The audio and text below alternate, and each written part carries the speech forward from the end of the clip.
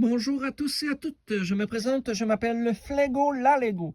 Et aujourd'hui, pour l'épisode 4 de ma série où est-ce que je présente mes personnages Lego personnalisés, je vous présente Michael Jackson. Pas le vrai, mais Michael Jackson. Je vous expliquerai pourquoi je l'ai nommé comme ça. Il a dans une main une table de DJ, une baguette de chef d'orchestre puisqu'il est multitalentueux. Il est habillé en beige avec comme torse un lapin. Dans le dos, on voit les petits pompons. Il y a une tête de Stormtrooper qui, je le rappelle comme dans l'épisode précédent, est l'esbire typiquement vu dans la franchise Star Wars. Et la capuche de Jack David qui, comme j'avais dit, est le chasseur de fantômes dans la série Lego Inside qui, malheureusement, est une série Lego discontinue.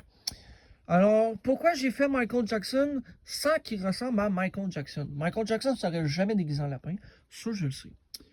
Eh bien, c'est parce que j'ai fait une famille de 13 personnages qui est tous des musiciens et je me suis dit, quelle est la famille la plus connue? La famille de Michael Jackson. Dans la vraie vie, on connaît tous Michael Joseph Jackson, qui est malheureusement décédé le 25 juin 2009 à 14h26 de l'après-midi. Était né le 29 août 1958 à Gary, Indiana.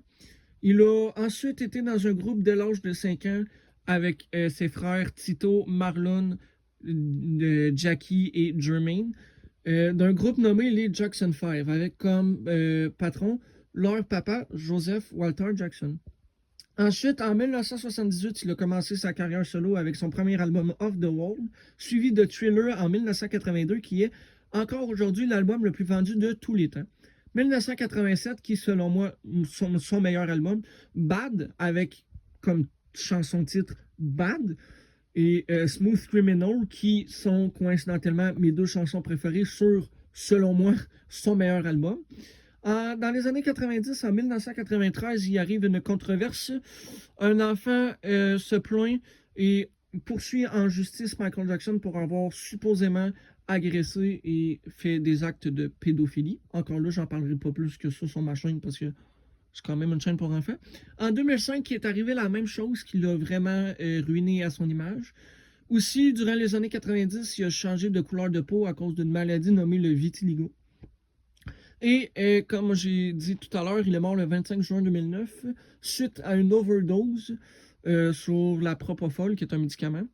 Et quelques semaines avant de faire ce qui était pour lui sa dernière tournée à vie, il est décédé à la très jeune âge de 50 ans. Alors, ce qui était pour moi, c'était Flego la Lego.